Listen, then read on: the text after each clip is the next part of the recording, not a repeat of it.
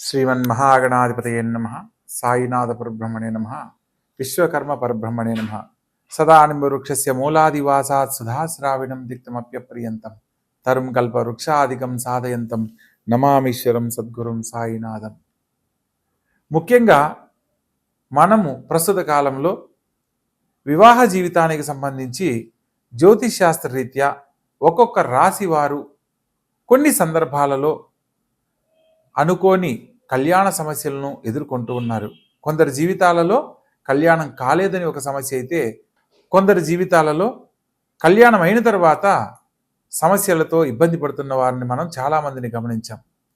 అటువంటి సందర్భంలో అసలు ఈ వివాహ జీవితానికి సంబంధించిన సమస్యలు ఏ ఏ గ్రహాల కారణంగా ఎదుర్కోవడం జరుగుతుంది, మనము కళ్యాణానికి సంబంధించి పిల్లలకు సంబంధించి భవిష్యత్తులో వివాహ జీవితానికి సంబంధించిన సమస్యలు రాకుండా ఉండడానికి ఏదైనా పరిహారం ముందుగా చేసుకునే అవకాశం ఉందా లేదా అన్న విషయాన్ని కూడా మనం తెలుసుకోవచ్చా, తెలుసుకునే అవకాశం ఉందా లేదా అనేది కూడా మనం ఇప్పుడు వివరంగా తెలుసుకుందాం.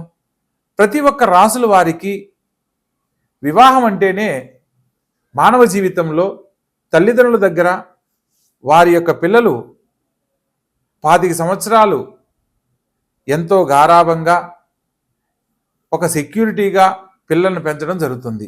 తరువాత ఆడపిల్లలను ఒక జీవిత భాగస్వామికి అప్పగించేటప్పుడు అనేక రకాలుగా వారి యొక్క భవిష్యత్తుకు సంబంధించి పరిశీలించి జాతక పరిశీలన చేసి వివాహం చేయడం జరుగుతుంది.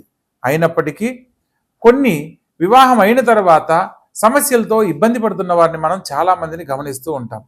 అటువంటి సందర్భంలో వివాహానికి సంబంధించిన సమస్యలు ఎదుర్కోకుండా ఉండాలి అనంటే కళ్యాణానికి ముందు ఏ ఏ గ్రహాలకు ఏ ఏ రాసులు వాళ్ళు ఎటువంటి పరిహారాలు ఆచరిస్తే వివాహ జీవితంలో సమస్యలు లేని జీవితాన్ని పొందుతారు అన్న అంశాన్ని మనం వివరంగా తెలుసుకునే ప్రయత్నం చేద్దాం.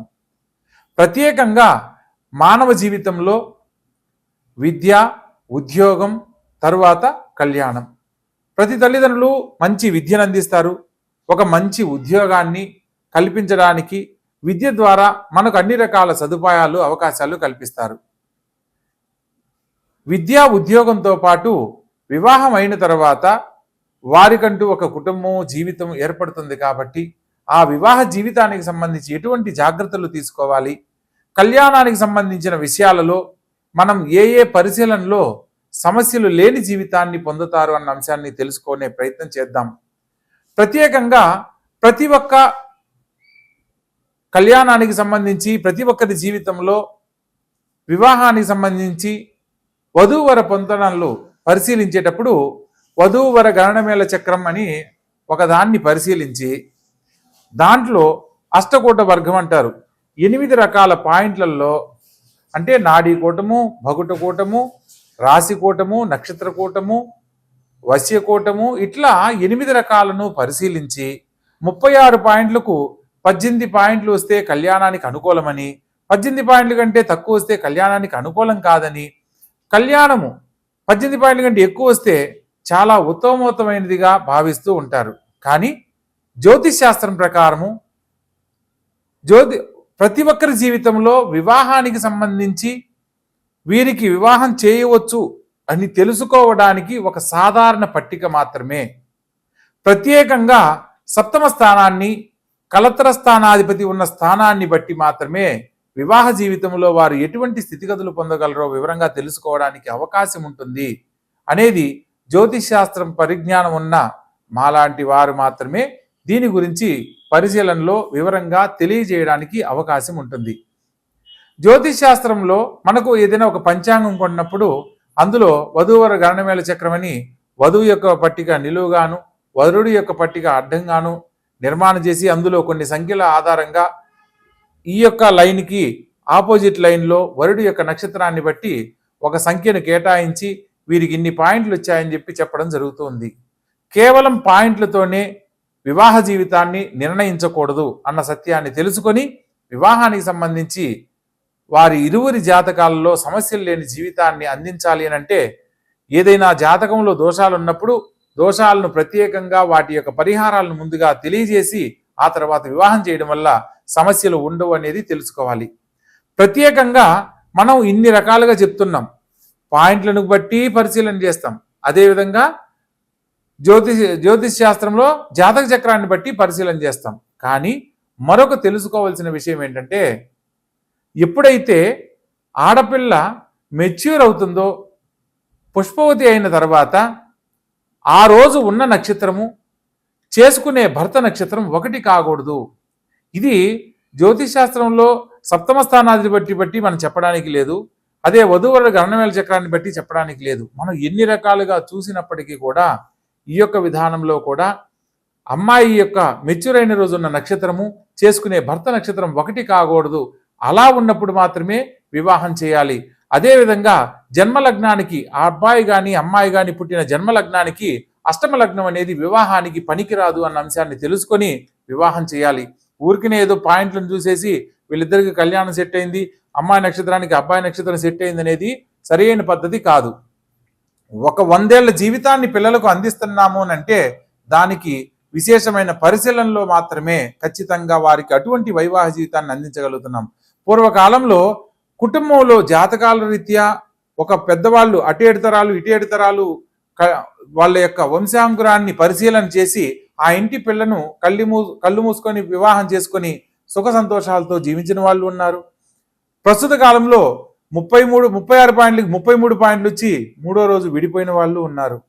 మా అమ్మాయికి జాతక చక్రం చూసామండి, 36 పాయింట్లకి 33 పాయింట్లు వచ్చాయి, చాలా అద్భుతమైన సంబంధం అని చెప్పి అంటారు.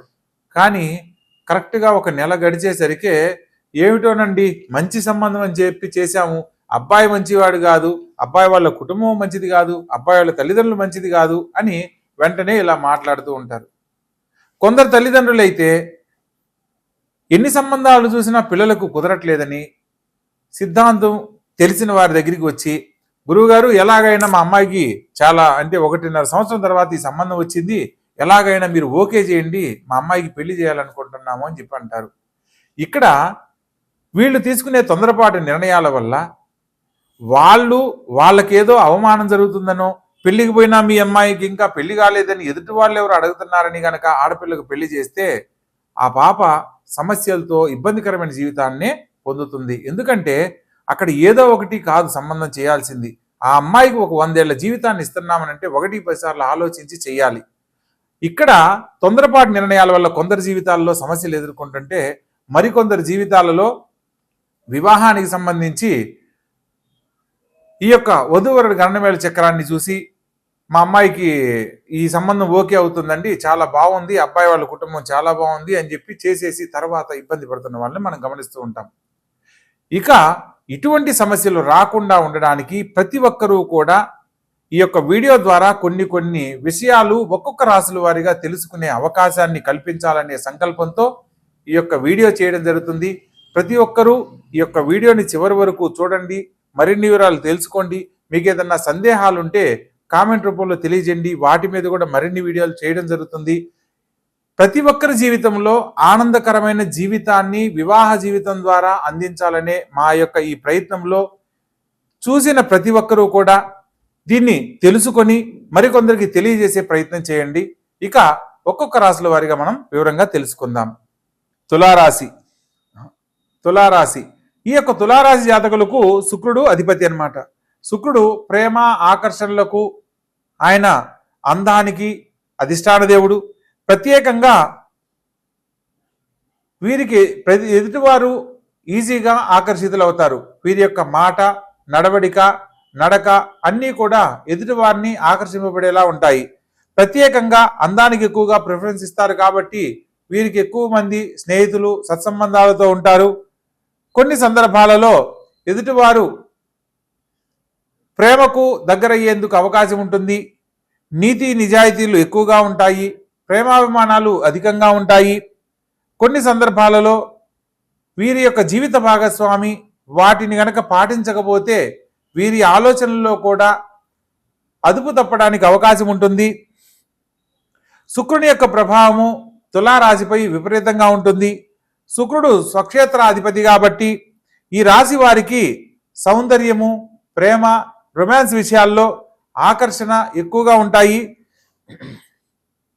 శుక్రుడు, రాహువు లేదా మంగళుడు అంటే కుజగ్రహంతో గనక కలిసినట్లయితే రహస్యమైన కార్యకలాపాలకు వీళ్ళు ఏ విధమైన ఆలోచన చేయరన్న సత్యాన్ని తెలుసుకోవాలి. శుక్రుడు 6, 8, 12 స్థానాల్లో కనుక ఉన్నట్లయితే వివాహ జీవితానికి సంబంధించిన సమస్యలు తలెత్తుతాయి. దాంపత్య జీవితంలో అయిష్టత కారణము, వాళ్ళు కోరుకున్నంత సంతోషాన్ని ఇవ్వలేదని ఎదుటివారికి దగ్గరయ్యే పరిస్థితులు ఎదురవుతాయి. ప్రత్యేకంగా ఈ యొక్క శుక్రునితో పాటు సూర్య భగవంతుడు గనక కలిసినట్లయితే, అంటే రవిగ్రహంతో గనక కంబస్ట్ అయినట్లయితే ప్రేమలో అసంతృప్తి మిగులుతుంది, భాగస్వామిపై నిరాశ పెరుగుతుంది. కుజుని యొక్క ప్రభావం వల్ల, సప్తమ స్థానంలో కుజగ్రహ సంచారం వల్ల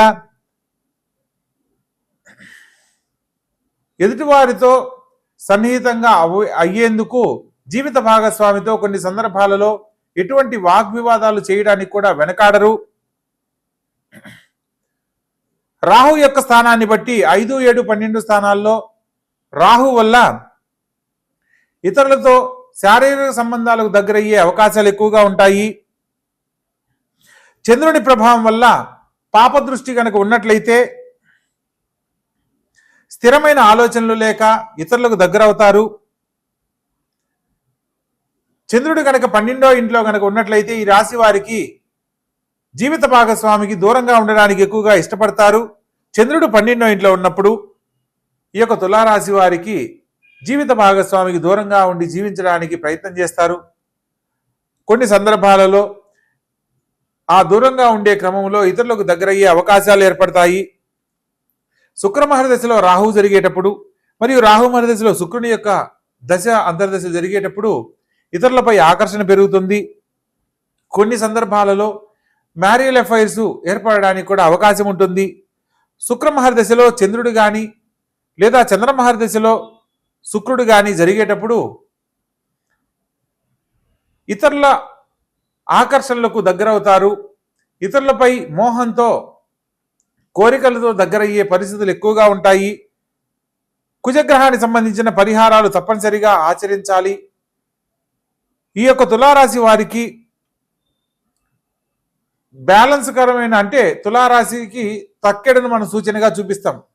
వాళ్ళ జీవితంలో ఏది స్టెబుల్గా లేకపోయినా రెండవ దాని కోసం ప్రయత్నం చేస్తారు. కాబట్టి స్టెబుల్గా ఉండడం కోసం ప్రతి ఒక్క విషయంలో ఆలోచన చేసి నిర్ణయం తీసుకోవాలి. శుక్రగ్రహానికి సంబంధించి ఓం సుం శుక్రాయ నమః అనే మంత్రాన్ని ప్రతినిత్యము పఠించాలి. పాలు, చక్కెర మరియు పుష్పాలు అమ్మవారికి శుక్రవారం నాడు సమర్పించడం వల్ల దాంపత్య జీవితానికి సంబంధించిన ఎటువంటి సమస్యలున్నా తొలగిపోతాయి. దాంపత్య జీవితంలో నిజాయితీగా మాట్లాడడం మరియు వారి యొక్క భావాలను జీవిత భాగస్వామితో పంచుకోవడం తప్పనిసరి అన్న సత్యాన్ని తెలుసుకోవాలి. జాతకానికి సంబంధించి రత్నధారణ చేసే సమయంలో ప్రతి ఒక్క విషయాన్ని ఆలోచించి జాతకంలో శుభగ్రహాలను బట్టి మాత్రమే వీళ్ళు రత్నం ధరించాలి అన్న సత్యాన్ని తెలుసుకోవాలి. వీరికి అనుకూలంగా జీవిత భాగస్వామి కనుక లేనట్లయితే ఇతరులకు ఆకర్షితులయ్యేందుకు తప్పకుండా అవకాశాలు ఉన్నాయి. కాబట్టి వీరి యొక్క ఆలోచనను బట్టి అవగాహన, నిజాయితీ, గౌరవం పట్ల ఎదుటివారు అవే విధంగా వీళ్లతో ప్రవర్తించినట్లయితే కోరుకున్న జీవిత భాగస్వామితోనే చిరకాలం అన్యోన్య దాంపత్యంలో ఉండడానికి అవకాశం ఉంటుంది. వీరి యొక్క జాతకం ప్రకారం శుక్ర, రాహు, కుజ, చంద్రగ్రహ సంచారాలలో తగు జాగ్రత్తలు తీసుకోవడం వల్ల దాంపత్య జీవితంలో సమస్యలు లేని జీవితాన్ని పొందడానికి అవకాశం ఉంటుంది అనే సత్యాన్ని తెలుసుకోవచ్చు. కాబట్టి తెలుసుకున్న అంశాలలో లోటుపాట్లను గమనించి గొప్ప జీవితాన్ని పొందడానికి ఏదైతే చేయాలనో వాటిని కనుక అనుసరించినట్లయితే తప్పక మంచి జీవితంలో స్థిరపడతారు. అన్యోన్య దాంపత్యంలో మరొకరికి ఆదర్శప్రాయమవుతారు. శుభం భూయాత్.